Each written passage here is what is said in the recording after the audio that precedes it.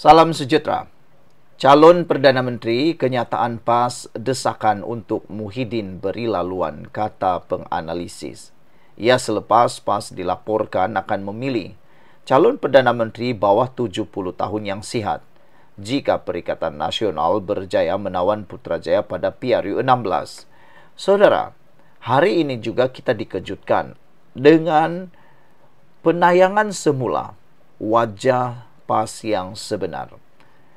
Selama ini kita sudah tahu PAS mempunyai wajah yang tersembunyi. Akhirnya wajah yang tersembunyi itu topengnya terbuka. Wajah sebenar mulai kelihatan. Apabila PAS yang selama ini pernah mencipta rekod mengkhianati kawan di tengah jalan. Apabila PAS pernah beberapa kali mengkhianati rakan di tengah jalan, antaranya Semangat 46, DAP, dan juga UMNO. UMNO lah yang paling teruk apabila mereka dikhianati dalam mufakat nasional. Apabila PAS telah pun bermain kayu tiga, bermain dua kolam bersama dengan Parti Bersatu. Sekarang, isunya yang paling besar ialah apakah Bersatu akan membuat perkiraan berharu, perhitungan baharu untuk masa depan Parti Bersatu itu. Karena melihat kepada keadaan semasa, apabila Muktamar PAS telah sebulat suara menyatakan PAS sudah bersedia, bahkan Taqiyuddin sudah menyatakan PAS sudah bersedia memimpin PN, makna kata Bersatu hanya tinggal kenangan. Kalau Bersatu hanya jadi orang biasa di dalam Perikatan Nasional dan PAS memimpin Perikatan Nasional, sudah boleh dijangka nasib yang akan menimpa Parti Bersatu. Sudah boleh dijangka. Akhirnya Parti Bersatu yang akan jadi penumpang melukut di tepi gantang. Sekiranya PAS bertegas melaksanakan usul berkenan ini, ini akan menyebabkan juga Bersatu akan membuat perhitungan baharu. Kecualilah Bersatu akur dengan apa yang dihujahkan tentang kedudukan dan kelemahan Parti Bersatu sendiri. Kelemahan dalam memimpin Perikatan Nasional. Kenyataan daripada Bersatu sebagai merespon usul daripada PAS itu, kini kita tunggu dengan penuh debar. Sekarang ini, yang menjadi tanda tanya, apakah Bersatu bersedia diperbudakkan PAS ataupun parti itu akan membuat perkiraan baharu, keluar daripada Perikatan Nasional, membentuk jajaran politik baharu bersama dengan Pakatan Kerajaan Madani. Kalau Bersatu bersama Kerajaan Madani, memang hancurlah sudah Perikatan Nasional dan lebih teguh dan stabillah Kerajaan Malaysia. Itu yang kita tunggu-tunggu. Saudara, sebelum kita teruskan ulasan ini, jangan lupa tinggalkan komen Anda dengan tanda pagar Kami Sayang Malaysia. Izinkan dulu saya kongsi kepada Anda semua. Ini terapi imun Transfer Factor for Life. Terapi imun yang meningkatkan daya imun badan kita sehingga 400%. Secara umum dan ringkasnya, apabila imun badan kita lemah, apabila imun badan kita bodoh, apabila imun badan kita tidak bertindak lagi dengan kuat dan seimbang, kita kena penyakit dan penyakit berakar di dalam tubuh badan kita. Apabila akar bersarang di dalam tubuh badan kita, maka kita menjadi lebih teruk dan kritikal. Imun badan, melalui terapi imun ini, ia mengajar, mendidik dan menguatkan imun badan kita serta menyeimbangkan imun badan kita. Apabila imun badan kita sudah kuat, bijaksana dan seimbang, imun badan itulah yang akan menghancurkan dan menghapuskan akar penyakit yang bersarang di dalam tubuh badan kita. Lalu kita sembuh daripada semua jenis penyakit. Produk ini lulus KKM, halal, diperakui oleh doktor-doktor di seluruh dunia dan penemuan paling bersejarah dalam dunia kedokteran abad ini. Cepat dapatkannya. Mungkin ini jawapan kepada doa Anda selama ini. Saudara-saudara sekalian, kenyataannya hari ini apabila kenyataan PAS desakan untuk Muhyiddin beri laluan. Seorang penganalisis politik berpendapat kenyataan PAS akan memilih calon Perdana Menteri bawah 70 tahun sebagai desakan supaya pengerusi Perikatan Nasional PN Muhyiddin Yassin melepaskan pencalonan bagi jawatan itu. Saintis politik dari Universiti Sunway, Wong Chin Huat, berkata, Presiden Bersatu itu perlu memberi laluan kepada calon berpotensi seperti Hamzah Zainuddin atau pemimpin PAS. Jika Muhyiddin mahu bersatu mengekalkan calon Perdana Menteri dan dalam PN, beliau mungkin perlu menyokong Hamzah Zainuddin. Namun, sekiranya beliau bertegas dan PAS menekan mahu calon Perdana Menteri mereka sendiri, seperti Ahmad Samsuri Mokhtar, maka Hamzah juga mungkin terlepas peluang, katanya. Beliau berkata, tindakan itu secara tidak langsung akan memaksa Bersatu menarik sokongan terhadap Muhyiddin, kerana ia sukar mengekalkan banyak kerusi marginalnya. PAS adalah parti yang sangat realistik. Sekiranya mereka merasakan calon Perdana Menteri daripada Bersatu boleh membawa kemenangan, ia akan mengawal cita-citanya. Katanya sambil menambah, jika PAS menekan merasakan sebaliknya, parti Islam itu akan menonjolkan calonnya. Semalam, Presiden PAS Hadi Awang dilaporkan berkata parti itu akan memilih calon Perdana Menteri mereka di bawah umur 70 tahun yang sihat sekiranya PN berjaya menawan Putrajaya pada PRU 16. Tetapi katanya, soal siapa yang akan mengetuai kerajaan jika gabungan itu memenangi pilihan raya akan datang, dibincang bersama rakannya dalam PN. Kenyataan Hadi itu menyusul keputusan Bersatu menamakan Muhyiddin, ahli Parlimen Pagoh yang kini berusia 78 tahun, sebagai calon Perdana Menteri ke-11 dari parti itu untuk PRU 16. Majlis tertinggi PN akan membincangkan isu calon Perdana Menteri minggu depan. Azmi Hasan dari Akademi Nusantara pula berkata, pelbagai saranan bersifat perlian dibuat dalam muktamar PAS yang sedang berlangsung menunjukkan rasa tidak puas hati parti itu terhadap kawalan Bersatu dan Muhyiddin. Mereka melihat tak adil Bersatu mengawal segala-galanya dalam PN, termasuk calon Perdana Menteri. Sepatutnya calon tukar dalam PN. Ada calon tukar dalam PN, katanya. Pucuk pimpinan PAS dan Bersatu perlu menyelesaikan perselisihan faham yang timbul supaya keretakan tidak berlaku dalam Perikatan Nasional, kata beliau lagi. Sekian dulu untuk kali ini. Jangan lupa tinggalkan komen Anda, tekan butang subscribe. Bye-bye. Salam sejahtera, terima kasih karena bersama dengan saya di Nazlin Unity Channel. PAS mahu jadi nahkoda kapal Perikatan Nasional. Bersatu bersediakah diperbudak? Sebelum kita teruskan ulasan kali ini, jangan lupa tinggalkan komen Anda dengan tanda pagar Kami Sayang Malaysia. Saudara-saudara sekalian, kita dapat melihat sekarang pergaduhan, pertikaian dan juga perebutan kuasa dalam Perikatan Nasional sudah tidak dapat disembunyikan lagi. Ianya sangat ketara, sangat kelihatan jelas bahawa Perikatan Nasional bukan gabungan yang kuat. Ianya semakin hari semakin longgar. Cerita saja, tanya saja penganalisis politik yang manapun hebatnya. Di universiti kah, penganalisis kedai kopi kah, penganalisis yang tidak bertauliah kah, semua sedang tahu Perikatan Nasional sedang bergolak.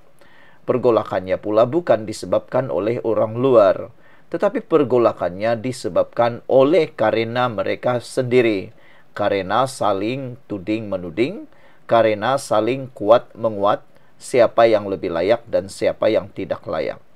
Persoalannya sekarang, ketika PAS sudah muktamad, sudah nekad untuk menjadi nahkoda kepada Perikatan Nasional, apa nasib kepada Muhyiddin? Apa nasib kepada parti Bersatu?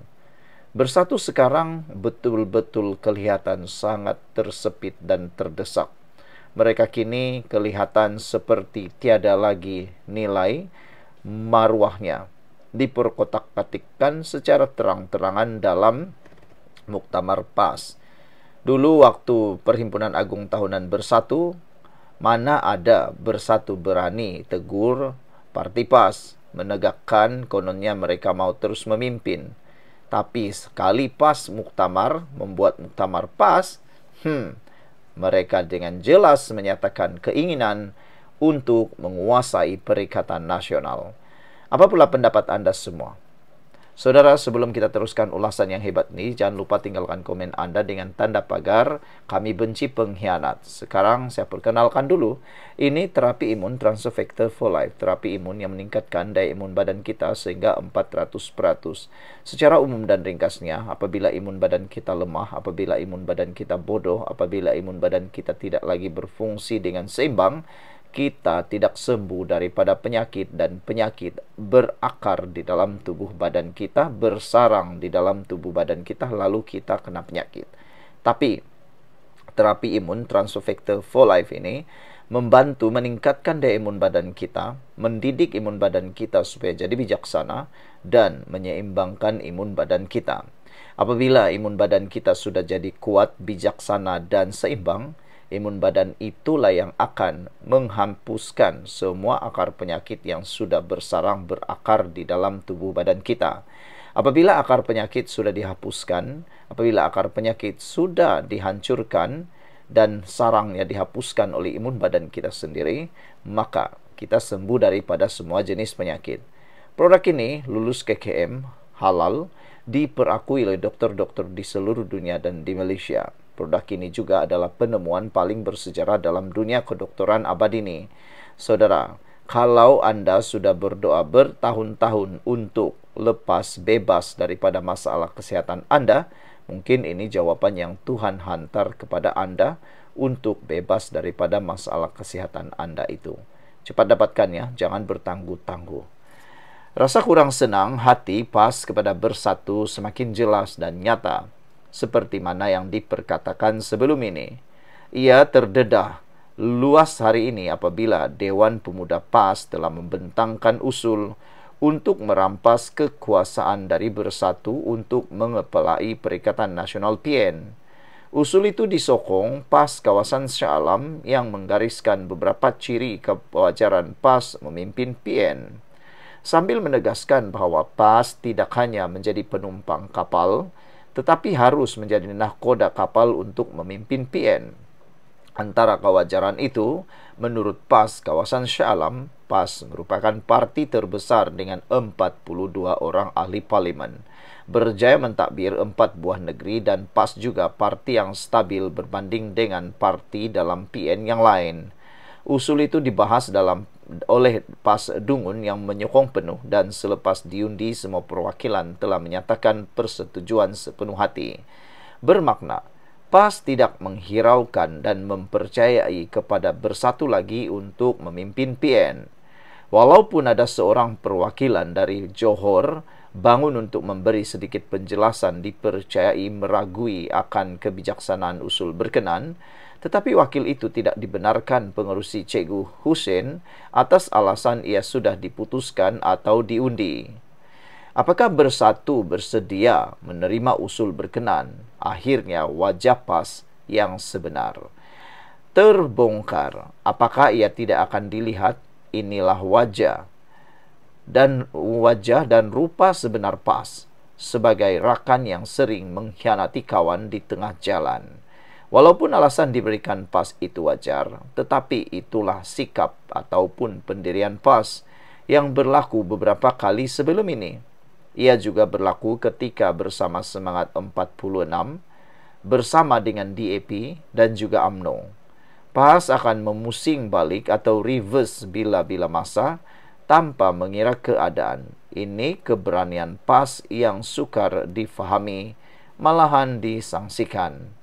Sekiranya PAS bertegas juga melaksanakan usul berkenan, ini menyebabkan Bersatu juga akan membuat perhitungan baharu, kecuali Bersatu akur dengan apa yang dihujahkan itu.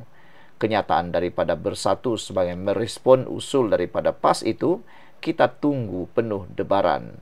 Apakah Bersatu bersedia diperbudakkan PAS, ataupun parti itu akan membuat perkiraan baru?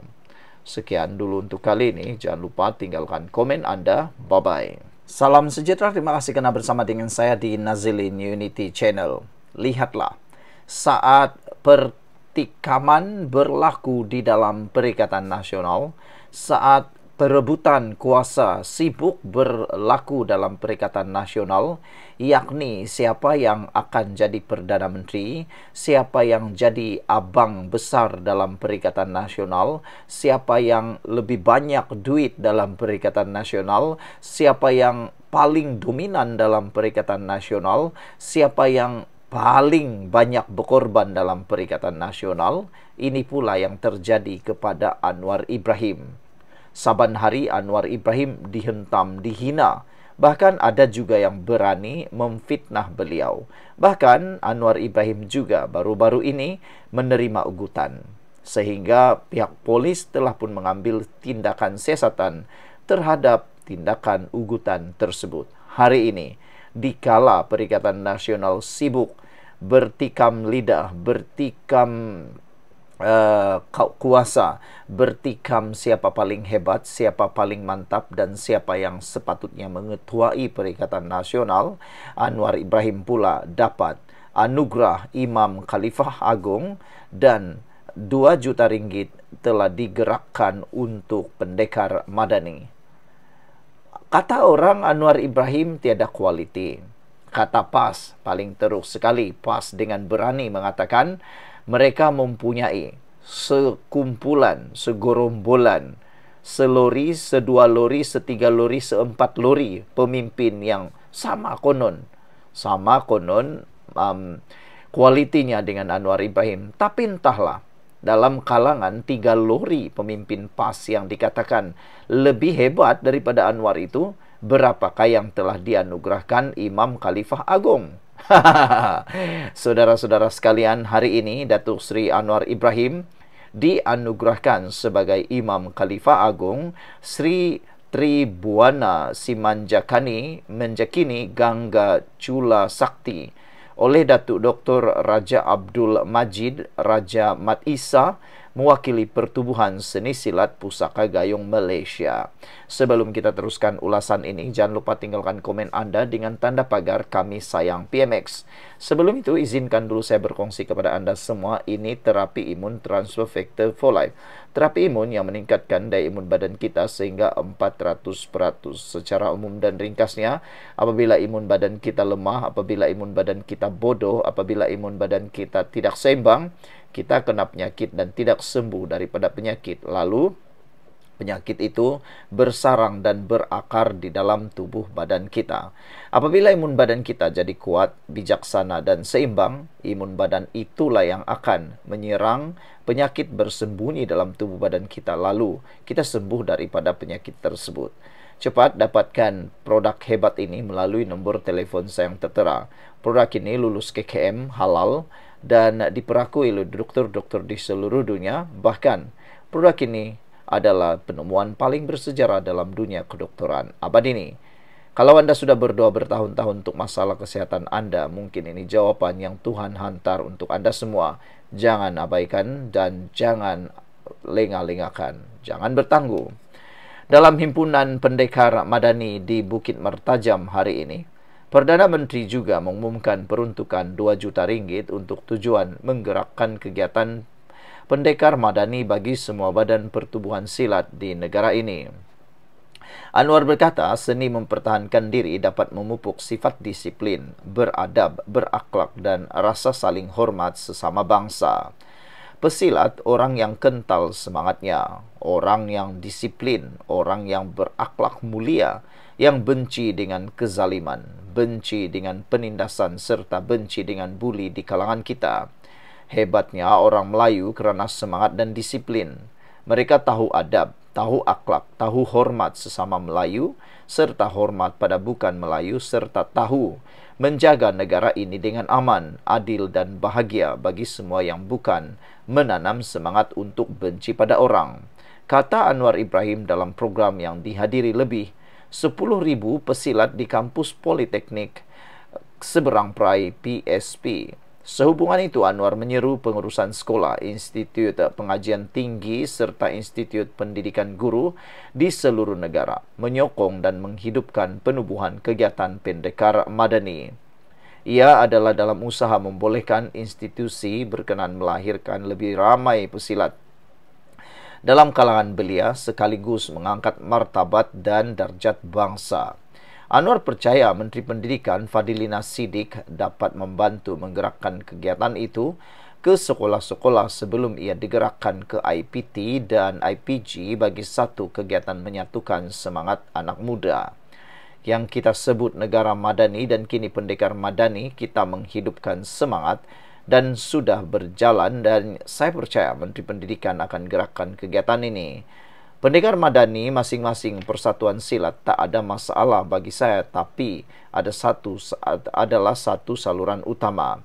Kita adalah satu bangsa, satu budaya dan seni. Pertahankan diri ini bukan untuk bermegah, bukan untuk angkuh, bukan untuk sombong, tapi untuk melatih anak-anak bangsa kita, dan kita akan pastikan semua sekolah kita mendukung semangat pendekar madani ini. Dan seterusnya, Politeknik di Institut Pendidikan Guru, Institut Pendidikan Tinggi, kita akan hidupkan ini sebagai suatu kegiatan yang menyatukan semangat anak-anak muda dengan satu matlamat, mengangkat martabat, harkat, dan darjat bangsa ini, kata Anwar Ibrahim lagi. Sekian dulu untuk kali ini. Jangan lupa tinggalkan komen Anda. Bye-bye.